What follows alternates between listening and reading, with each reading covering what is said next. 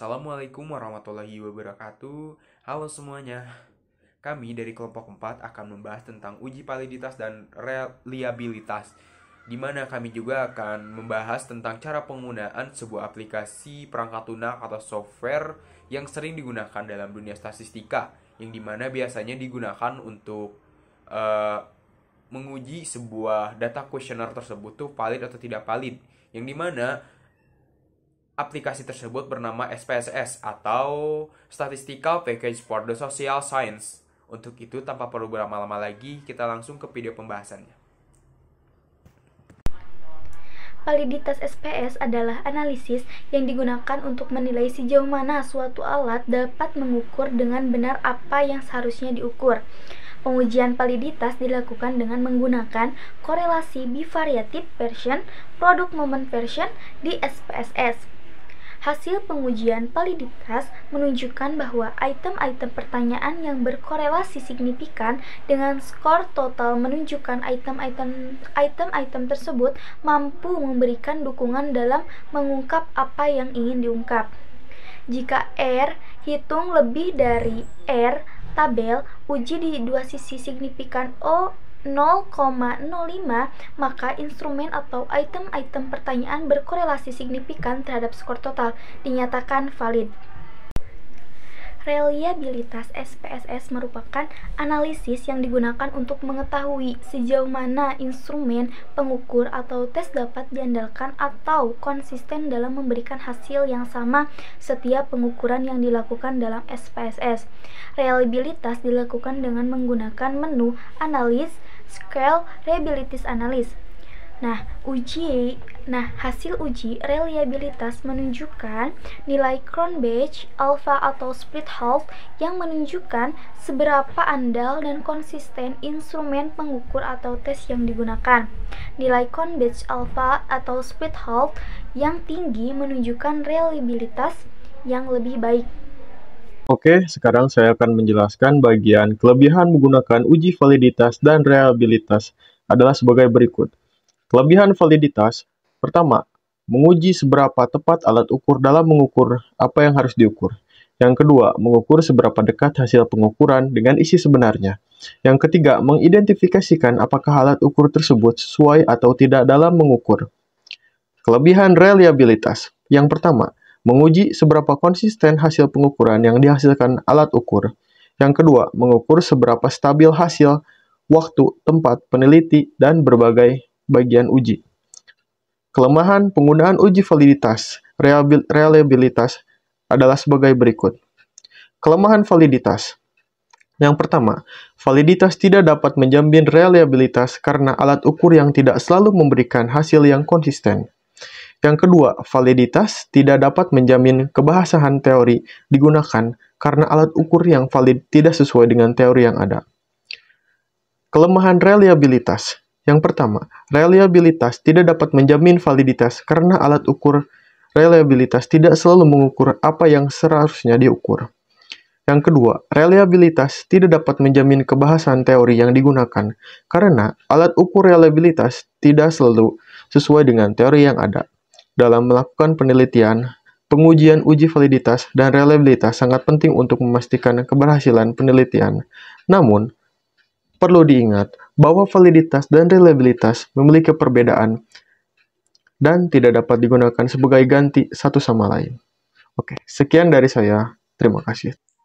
Oke, selanjutnya kita akan memberitahu atau mempraktikkan bagaimana cara menggunakan software SPSS ini untuk menghitung sebuah data dari kuesioner. Nah, kebetulan saya sudah ada datanya yang sudah ada di Excel. Saya tinggal copy saja data ini. Kita copy saja semua nilai-nilainya, tapi no respondingnya jangan. Oke, kita copy. Nah, lalu kita pindahkan ke software SPSS-nya. Karena kebetulan saya sudah memindahkannya, maka hasil dari paste dari Excel tersebut, hasil copy dari Excel itu, ketika dipaste ke SPSS akan seperti ini. Di sini nilainya masih berupa desimal 2 angka, desimal 3 angka. Nah, karena di sini judulnya masih panjang yang berupa var 001, maka kita bisa ubah di variabel view. Nih, dengan cara seperti ini. Kita Ctrl F, lalu pilih replace, lalu kita ketikkan var 000, lalu kita replace with x1, karena kan kita ingin mengubah menjadi nilai x ya. Lalu kita set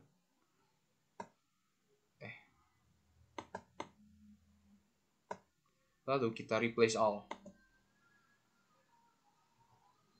Ini merupakan nilai x1. Lalu kita lanjut ke sini menjadi, kita ubah menjadi x2. Karena kan di dalam tabel Excel-nya itu kan ada x1, x2, dan y. Lalu kita selanjutnya kita ubah menjadi x2. Nah, lalu selanjutnya kita ubah menjadi y. Kita blok, maka akan keluar hasil seperti ini.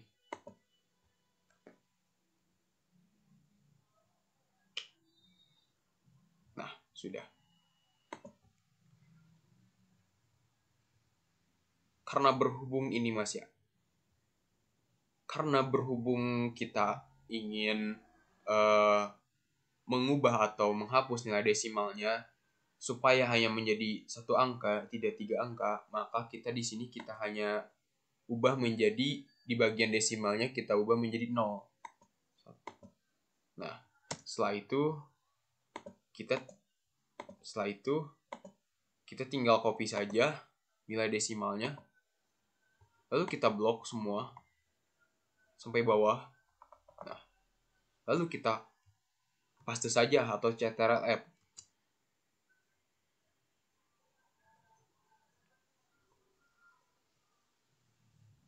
Maka akan berubah nilai desimalnya menjadi 0. Oke. Lalu value-nya kita ubah agar memiliki value. Biasanya dalam sebuah questionnaire rata-rata berisi seperti ini. 1. Yang berisikan sangat tidak setuju. 2. Berisikan tidak setuju. 3. Biasanya berisikan netral. 4. Biasanya berisikan setuju. Lalu 5. Biasanya berisikan sangat setuju. Lalu kita klik OK. Lalu kita copy saja.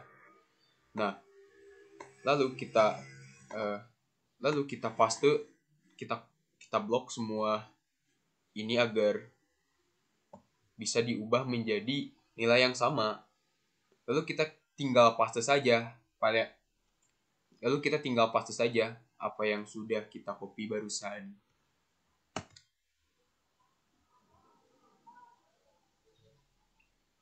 Nah, seperti ini. Berhubung di dalam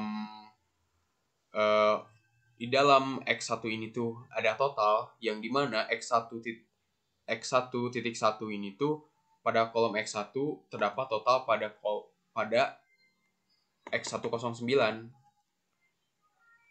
Kita ubah saja ini menjadi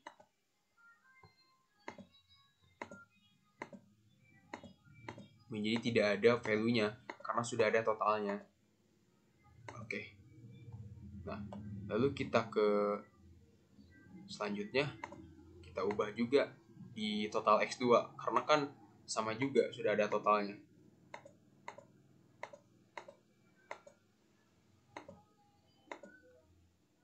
Klik OK. Lalu kita ke Y27 yang dimana ini merupakan total dari Y.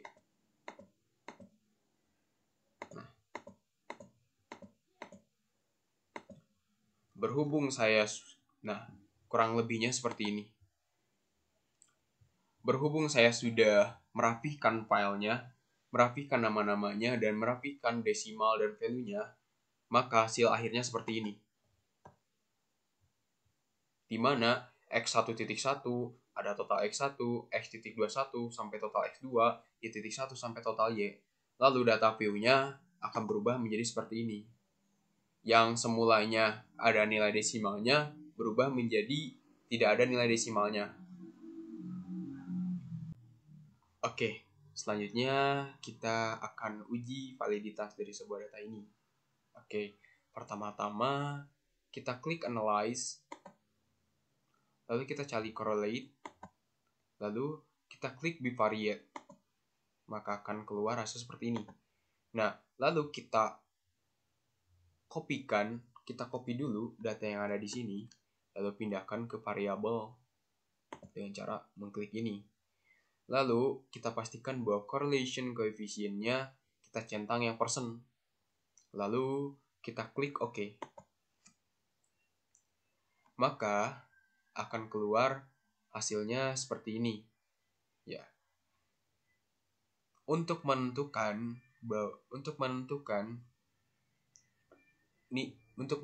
bahwa data tersebut valid atau tidak valid, bisa kita ketahui dengan cara melalui percent correlation-nya atau signifikansinya atau sigma validnya. Di sini untuk mencari tahu data, untuk mencari tahu valid dan tidak validnya, saya menggunakan sigma valid ini atau signifikansi, di mana jika nilai signifikansinya lebih dari 0,05 maka dikatakan data tersebut tidak valid. Sedangkan jika data tersebut signifikansinya kurang dari 0,05 maka data tersebut dikatakan valid. Nah, berhubung di sini datanya terlalu banyak dan akan pusing jika kita menentukan satu-satu mana data yang valid dan tidak valid. Di sini saya sudah memisahkan atau merapikan data tersebut di dalam Excel, yaitu seperti ini. Nah, di sini sudah terlihat ya bahwa data tersebut sudah berupa tabel, yang dimana terdapat valid dan tidak validnya dari data tersebut. Nah, di sini data yang tidak valid terletak pada tabel X1, yaitu pada tabel X1, data yang tidak valid terletak pada X2.3. Dikatakan tidak valid karena nilai signifikansinya yaitu 0,363. Lalu selanjutnya yaitu Y4, dikatakan tidak valid karena nilai signifikansinya 0,058. Lalu pada Y7 dikatakan tidak valid juga karena nilai signifikansinya yaitu 0,115. Lalu selanjutnya pada tabel X2, yaitu pada X1.4 dikatakan tidak valid karena nilai signifikansinya 0,390. Maaf ya, di sini ada agak salah sedikit penulisan. Lalu lanjut pada tabel Y. Di sini data yang tidak valid terletak pada X1.4, dikatakan tidak valid karena nilai signifikansinya yaitu 0,225. Lalu selanjutnya yaitu X1.6, yaitu nilai signifikansinya yaitu 0,95 sehingga dikatakan tidak valid. Lalu selanjutnya X1.7 dikatakan tidak valid juga karena nilai signifikansinya yaitu 0,053. Lalu pada X2.3 dikatakan tidak valid karena nilai signifikansinya yaitu 0,277. Lalu kita lanjut yang terakhir yaitu X2.9 dikatakan tidak valid karena nilai signifikansinya 0,117. Nah, data tersebut dikatakan tidak valid karena seperti yang saya sudah jelaskan barusan, bahwa jika nilai signifikansinya lebih dari 0,05 maka data tersebut dikatakan tidak valid karena melebihi 0,05 itu. Nah, sehingga dapat kita ketahui dari tabel atau data kuesioner tersebut, diketahui bahwa ada beberapa data yang tidak valid. Selebihnya data tersebut dikatakan valid. Baik, selanjutnya kita masuk ke tahap uji reliabilitas data kuesioner untuk melihat keandalan dari alat ukur kuesioner secara keseluruhan. Pertama-tama kita pilih menu analyze, kita pilih scale, dan kita pilih reliability analysis. Kita masukkan seluruh datanya ke items dari variabel X1, X2, dan Y, kecuali nilai variabel totalnya.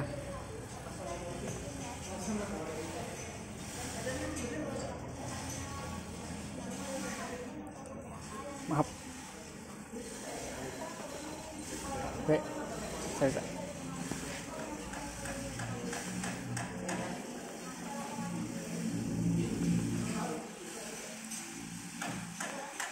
kita masukkan ke items,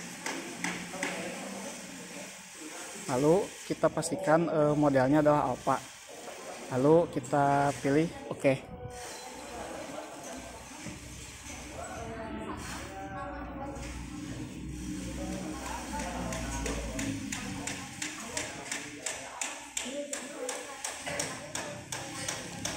Nah, berikut adalah hasil dari analisisnya. Menurut Wilford, kriteria suatu peubah dikatakan andal di mana Cronbach alpha-nya lebih besar dari 0,80 dan lebih kecil atau sama dengan dari 1, maka sangat tinggi. Lalu di mana Cronbach alpha-nya 0,60 dan lebih kecil atau sama dengan dari 0,80, maka nilainya tinggi. Lalu di mana Cronbach alpha-nya 0,40 dan lebih kecil atau sama dengan dari 0,60, maka nilainya sedang.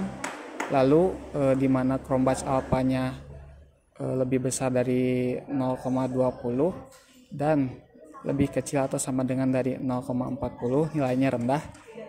Lalu di mana Cronbach alpha-nya lebih besar dari -1 dan lebih kecil atau sama dengan dari 0,20, maka reliabilitasnya sangat rendah atau tidak reliable. Dari data yang kita analisis, Cronbach alpha-nya adalah 0,894 sehingga termasuk reliabilitasnya yang sangat tinggi, sehingga data uji yang kita analisis memiliki data yang dapat dipercaya.